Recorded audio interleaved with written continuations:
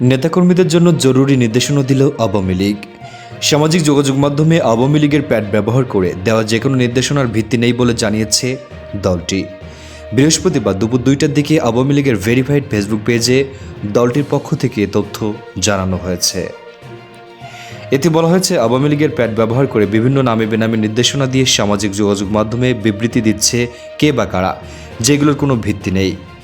আওয়ামী লীগের Facebook page, Telegram channel, Twitter, YouTube চ্যানেলের বাইরে অন্য কোনো সামাজিক মাধ্যমের পেজ বা মিডিয়া থেকেও যে কোনো দলীয় আপডেট আসলে তা অবশ্যই আওয়ামী লীগের যোগাযোগ মাধ্যম থেকে যাচাই করার জন্য সবাইকে বিনীত অনুরোধ করা হয়েছে।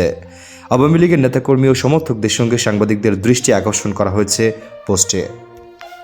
প্রসঙ্গত, ছাত্র জনতার অভ্যুত্থানে শেখ হাসিনা সরকারের পতনের পর বেশ কিছুদিন নেতাকর্মীদের কোনো নির্দেশনা দেয়নি আওয়ামী লীগ।